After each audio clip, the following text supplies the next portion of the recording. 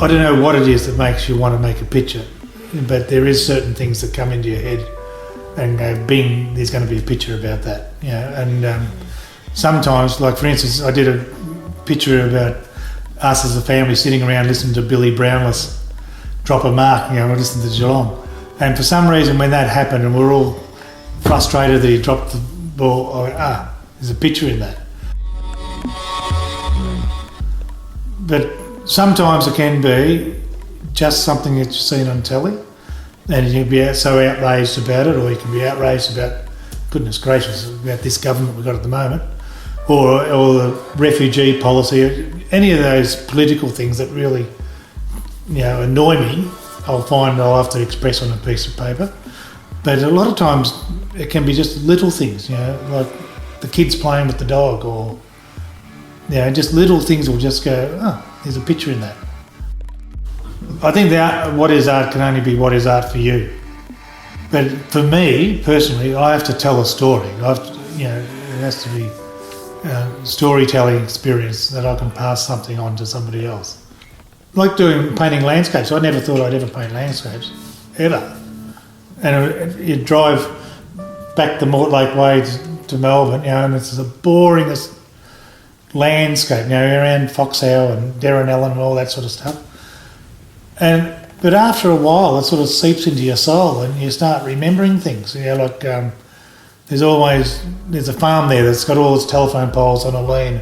It's got bits of barbed wire wrapped around it, and there's another one down there in another corner past Foxhour that's got another pole that the thing's broken off, and there's just a bit of wire that's wrapped onto it.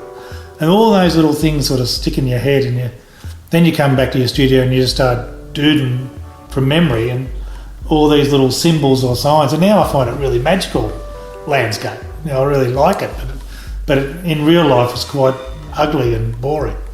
Whereas most people would go along and they'd go along the Great Ocean Road and they'd go, oh, look, I've got to paint this, it's so beautiful. But I could never see myself ever painting the Great Ocean Road because it is too beautiful and I'm not a good enough painter to paint it. So I just find, you know, the back of Mortlake and all that sort of stuff has got more of a story to it or something.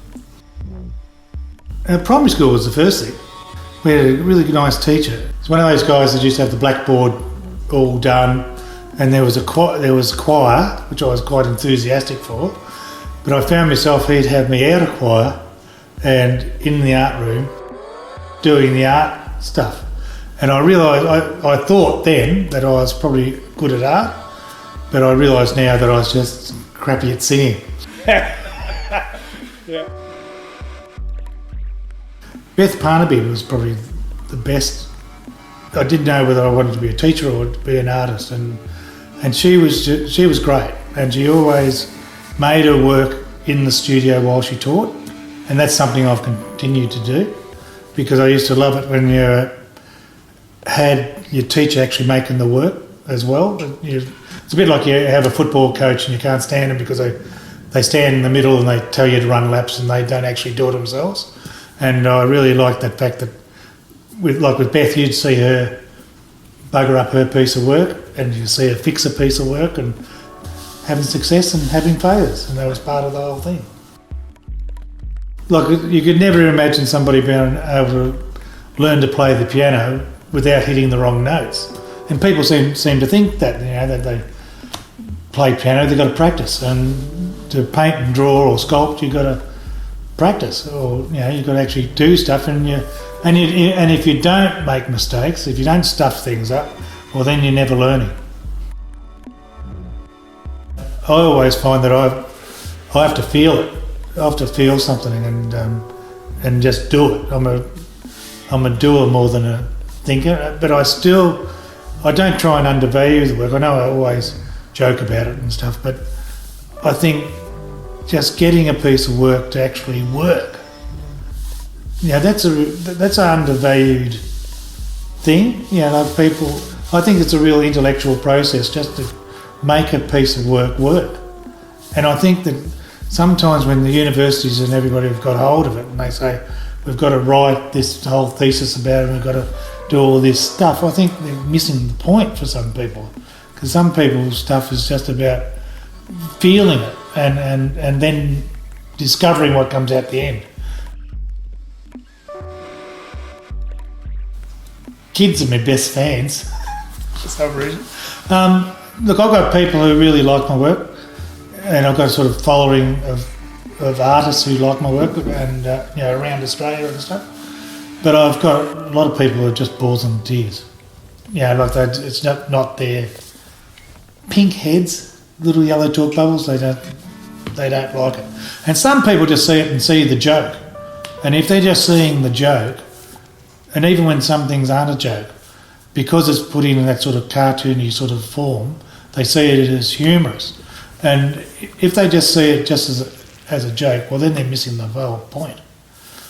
The idea of doing the speech bubbles and the words, which is quite ironic because I'm a shocking speller, but the idea of that is just that everybody can understand it, that your footy mates can understand it, Uncle Jack could understand it, that everybody could get the message from the piece of work. No, actually, I learnt a lot from football. It's funny that people go, you couldn't be a football player and make art. But the thing I learned about football was lost opportunity. When I was younger, I showed promise, and but then from 16 onwards, I got lured into parties and alcohol and fun. And